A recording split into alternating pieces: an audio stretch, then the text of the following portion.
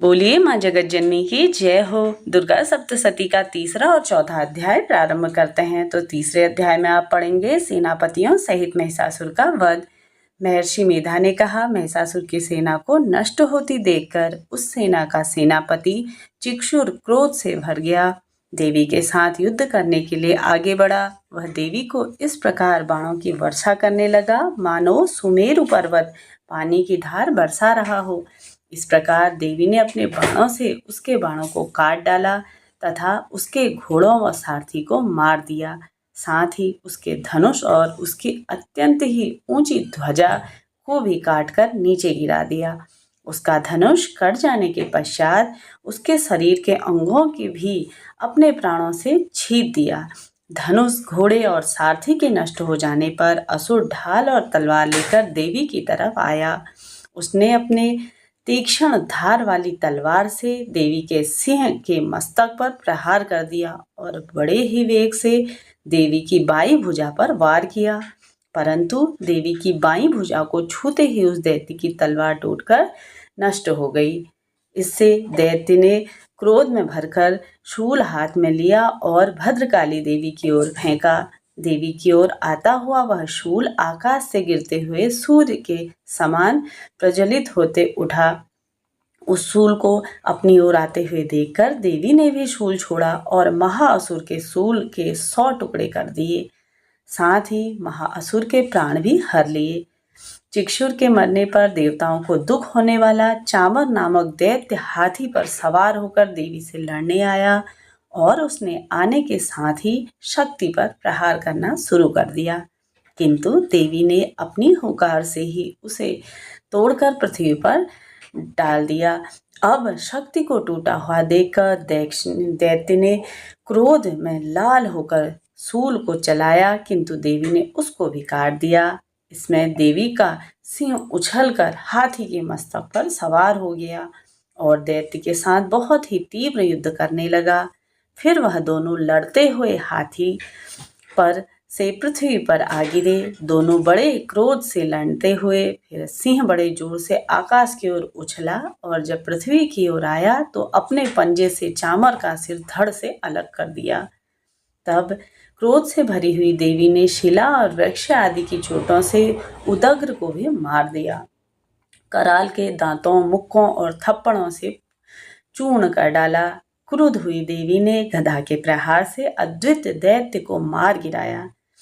भिंदीपाल से वाष्कल को बाणों से ताम्र तथा अंधक को मौत के घाट उतार डाला। तीनों नेत्रों वाली परमेश्वरी ने त्रिशूल से उग्राश्य, उग्रवीर और महाहनु नामक राक्षसों को भी मार गिराया। उसने अपनी तलवार से विडाल नामक दैत्य का सिर काट डाला।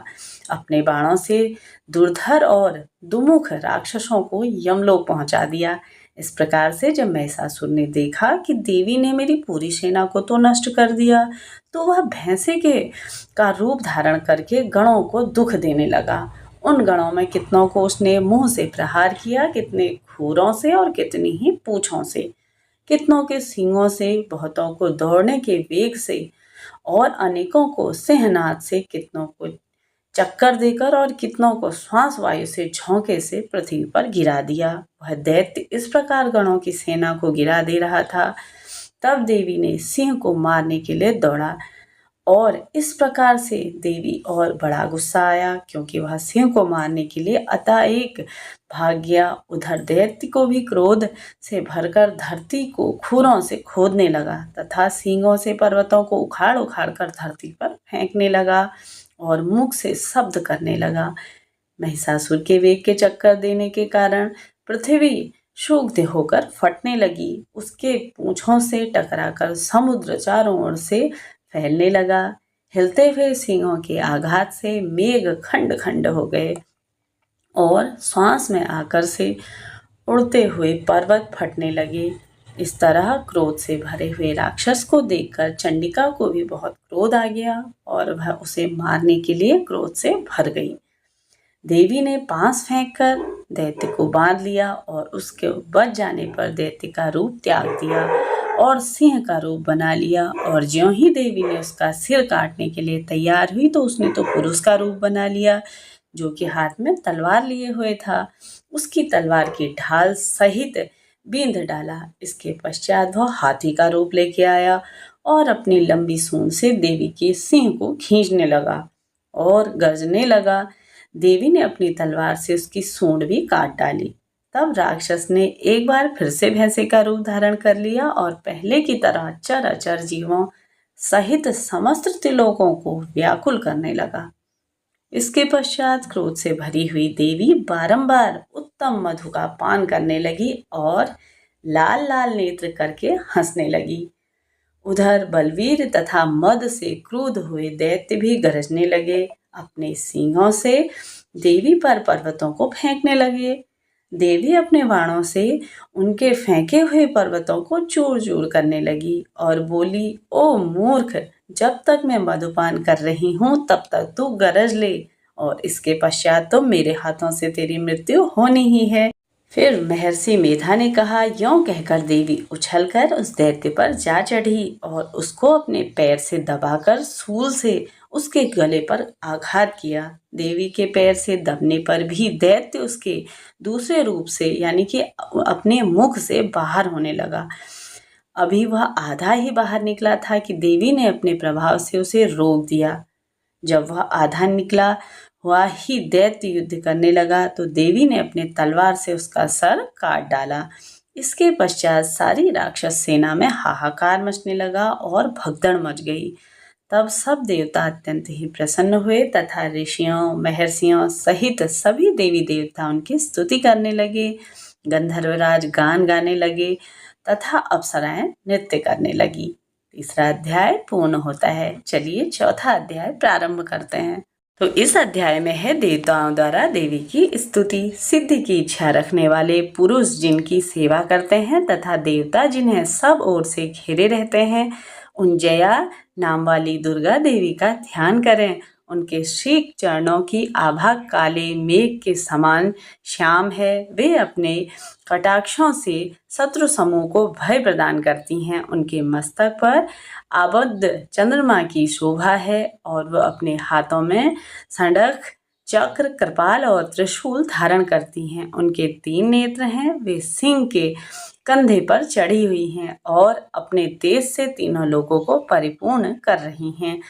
तब अत्यंत ही पराक्रमी दुरात्मा महिषासुर द्वारा उनकी दैत्य सेनाओं को के देवी के हाथों से मारे जाने पर इंद्र आदि देवता प्रणाम के लिए गर्दन तथा कंधे झुकाकर उन भगवती दुर्गा का उत्तम वचनों द्वारा उनका स्मरण करते हैं। उस समय उनके सुंदर अत्यंत ही हर्ष के कारण रोमांच को आया था। देवता बोले, संपूर्ण देवताओं की शक्ति का समुदाय ही जिनका स्वरूप है तथा जिन देवी ने अपनी शक्तियों से संपूर्ण जगत को व्याप्त किया है, समस्त देवताओं और महर्षियों की जो पूजनीय माँ जगत जननी जगदम्बा को हम भक्तिपूर्ण नमस्कार करते हैं। वे हम लोगों का कल्याण करें। जिनके अनुरूप प्रभाव और बल का वर्णन नहीं किया जा सकता। भगवान शेषनाग, ब्रह्मा जी तथा महादेव जी भी समर्थक नहीं हैं। वे भगवती चंडिका संपूर्ण जगत का पालन करती हैं। अशुभ अभय का नाश करने का विचार करें। जो पुण्यात्माओं से घरों में स्वयं ही लक्ष्मी स्वरूपा हैं, पापियों के यहाँ दरिद्रता रूप में शुद्ध अंतःकरण करने वाली, पुरुषों के हृदयों में बुद्धि स्वरूप, सत्पुरुषों में श्रद्धा रूपी तथा कुलीन मनुष्यों में लज्जापूर्ण निवास करती हैं, उन आप भगवती दुर्गा को हम नमस्कार करते हैं। देवी का संपूर्ण विश्व का पालन करती हैं और अपने ही अत्यंत सुंदर स्वरूप के सबको मोहित करती हैं। आप संपूर्ण जगत की उत्पन्नकर्ता, पालनकर्ता, आपको सद्गुण, रजोगुण और तमोगुण ये तीनों गुणों का मौजूद हैं। तो भी दोषों के साथ भी अगर आपका अंगभूषण है, क्योंकि आपकी सबकी आदिभूख और अधिवक्ता हो। माँ दुर्गे, आप स्मरण करने पर सब प्राणियों का भय हर लेती हो और स्वयं पुरुषों द्वारा चिंतन करने पर उन्हें परम कल्याणमयी बुद्धि प्रदान करती हो। दुख, दरिद्रता और भय हरने वाली देवी, आपके सिवा दूसरा हमारा कौन है, जिसका चित्त सबका उपकार करने वाला और सदा ही दयावान है। देवी इन राक्षसों को मारने के लिए संसार को सुख मिले तथा ये राक्षस चिरल काल तक नरक में ही रहने के लिए भले ही पाप करते रहे हों, इस समय संग्राम में मृत्यु को प्राप्त होकर स्वर्गलोक को ही जाएंगे। आप शत्रुओं पर शत्रु का प्रहार क्यों करती हैं? समस्त असुरों को दृष्टिपालताओं की भ्रष्ट क्यों नहीं कर देती? इससे यह रहस्य है कि शत्रु भी हमारे शस्त्रों से पवित्र होकर उत्तम लोकों में जाएं। इस प्रकार उनके प्रति आपके ये विचार अति उत्तम हैं। इसके साथ ही जैसा कि हे महामाया, हे देवी, आपका शील दुराचारियों के लिए बुरे बर्ताव को दूर करने वाला है, साथ ही यह रूप ऐसा है जो कभी चिंतन में नहीं आ सकता। इस प्रकार से स्तुति करते हुए सभी देवतागण कहते हैं कि हे महामाया, तीनों लोकों में आपके जितना परम सुंदर और अत्यंत ही भयंकर रूप विचरते रहते हैं, इनके द्वारा ही आप हमारी तथा इस तरह भूलोक की रक्षा करें। अंबिके, आपके कर पल्लवों से शोभा पाने वाला खंडक, शूल तथा गदा आदि जो कि अस्त्र शस्त्र हो, उन सब के द्वारा आप सब हमारे सभी प्रकार के दुखों को दूर करें और इनसे हमारी रक्षा करें। ऋषि कहते हैं कि इस प्रकार जब देवताओं ने जगत प्रकार सभी देवता माँ जगत जननी की स्तुति करते हैं, तब माँ देवी बोली, देवताओं, तुम सब लोग मुझसे किस वस्तु की अभिलाषा रखते हो, उसे मांगो। तब देवता बोले, भगवती माँ, हमारी सब इच्छा पूर्ण कर दी हैं आपने, अब कुछ बाकी नहीं है, क्योंकि हमारा यह शत्रु महिषासुर अब मारा गया है। महेश्वरी, इतने में पर भी यदि आप हमें कुछ देना चाहती हैं तो हम जब जब आपका स्मरण करें तब तब आप हमें दर्शन देकर हम लोगों के महान संकटों को दूर कर दीजिए तथा प्रसन्न मुखी अंबिके, जो मनुष्य इस स्रोत द्वारा आपकी स्तुति करे, उसे वित्त, समृद्धि, सुख, वैभव देने के साथ ही उसके घर में धन और स्त्री आदि संपत्तियों को भी बढ़ाने के लिए आप सदा हम पर प्रसन्न रहें। तब ऋषि कहते हैं, राजन, देवताओं ने जब अपने तथा जगत के कल्याण के लिए भद्रकाली देवी को इस प्रकार प्रसन्न किया, तब वे तथास्तु कर गए, वहीं से अंतर्ध्यान हो गई। इस प्रकार से पूर्व काल से तीनों लोगों का हित चाहने वाली देवी जिस प्रकार देवताओं के शरीर से प्रकट हुई थी, वह सब कथा में मैंने तुम्हें बता दिया। अब पुनः देवताओं का उपकार करने वाली हे देवी, दुष्ट दैत्यों तथा शुंभ निशुंभ का वध करके एवं सब लोगों की रक्षा करने के लिए गौरी देवी के शरीर से जिस प्रकार प्रकट हुई है, सब प्रश्न इन कथाओं के माध्यम से तुम मेरे मुख से सुनो। मैं तुमको यथावत वर्णन बताता हूँ। इस प्रकार से दुर्गा सप्तशती के चौथा अध्याय यहाँ पर पूर्ण होता है। मिलते हैं नेक्स्ट वीडियो में, तब तक के लिए जय माता रानी, हर हर महादेव।